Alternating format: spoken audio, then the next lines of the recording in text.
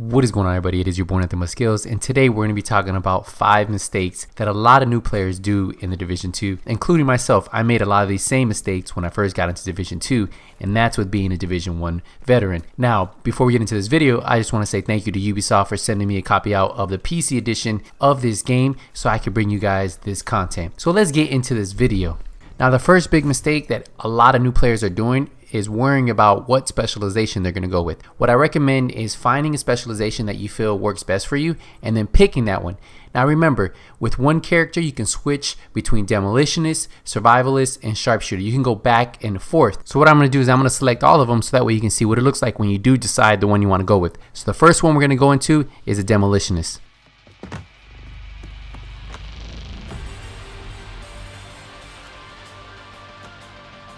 The grenade launcher that you get with a demolitionist. Now this is a pretty powerful weapon and does a lot of havoc on the battlefield. With this grenade launcher, if you shoot anything in its range, it's going to explode and disappear. I'm going to show you a couple kills with it and just show you how powerful this grenade launcher can really be. Look at me take out this group of guys right here. It just disappeared. This bad boy is powerful. It almost one-shotted that gold enemy right there. And remember, the place that you have access to your ability tree will be at the base of operation at the same place you select your specialization. Let's take a look at the sharpshooter and take a look at that 50 cal sniper rifle.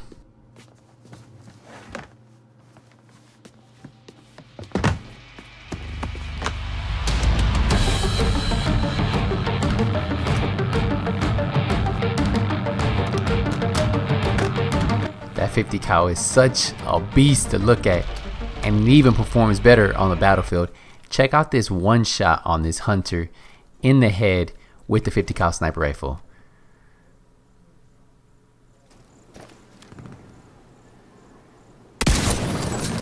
Ooh, 415,000, was that what it was? You see how hard that thing hits?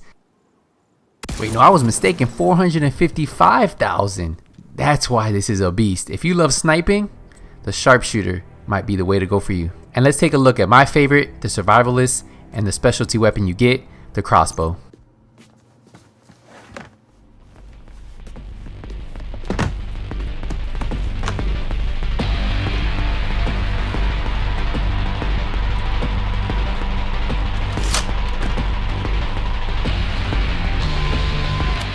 And once you learn how to use this crossbow, it's very effective and a lot of fun to use. Overall, I'm having a lot of fun with the survivalist. Now remember, each specialization is very good in its own way. Just find the one that you like, and if you decide later on you want to switch, you can always do that. Don't stress about it too much. The next mistake I see a lot of new players do is not take advantage of trying out all the skills. The best way to find out what skill works with your playset is take the time to use multiple skills. Now, one skill I would tell you guys to definitely check out is the chem launcher. A lot of you might be using this fixer drone, and while it's a good way to heal yourself and repair your armor, I feel that the chem launcher has a higher burst heal, and with it having a 3-stack is just a little bit more convenient to use, especially when you're in battle. But that's why you should try out all the skills for yourself, so that way you can see what skills work better with your playstyle. Now the next mistake that I made, and I think it's a big mistake a lot of new players make once they get into the next world tier, is how do you get into world tier 2, tier 3, tier 4. So when I first got into world tier 1, I was like, okay, I want to get into the strongholds. Well, each stronghold is locked behind certain missions. Like the main missions are now invaded missions. Now once you complete the invaded missions that are tied to that one stronghold, you will unlock it. Now the mistake that I made, and I think a couple players are doing, is they did all the invaded missions so all the strongholds were unlocked, right? But the problem with that is as soon as you complete one stronghold, you'll be put into the next world tier.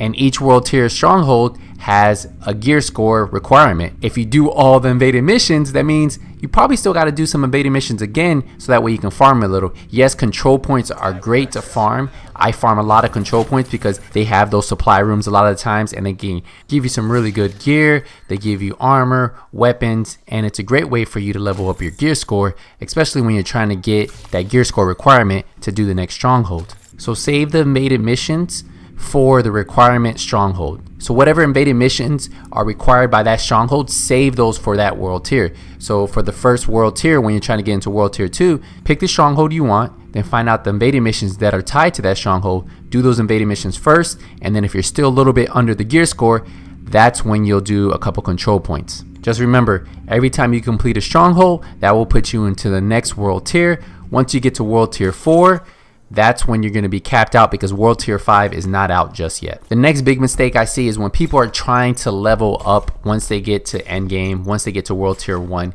they're really worrying about their brand sets. Now, if you want to take your time and slowly work your way up to world tier 4, that's when you can really worry about your brand sets and how you're building. I would recommend when you are trying to push through those world tiers, say once you get to world tier 1 and you want to get to world tier 2 and you want to complete those strongholds, put the best gear you have on. So you're going to mix match. If you look at my brand sets right here, my gear, I have almost every brand set on here. I think I have 2 pieces of one brand set, but I have 1 piece of everything else. And that's because that's giving me the highest gear score I can. I'm at world tier 3 right now and my gear score is 339. So I'm a little bit short of being able to complete the next stronghold. So as soon as I get more gear, I'll constantly just continue to upgrade it. And that's the same with your weapons. The higher the level of the weapon, the higher your gear score is going to be. So that all contributes to your total gear score level. Now, weapons are a little bit harder because you do want to have a weapon that you like using, right?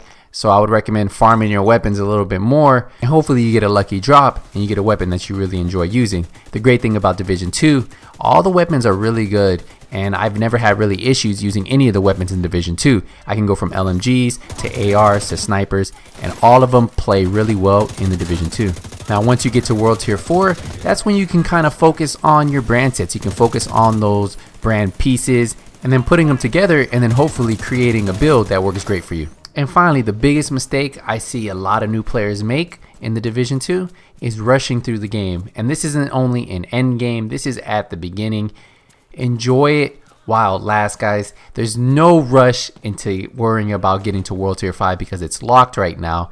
Enjoy it. There's just so much for you to do, so much for you to experience in this game. You have all the side mission, all the side activities, you have the main missions. You can change the difficulty on those main missions if you want to get a little bit more challenging.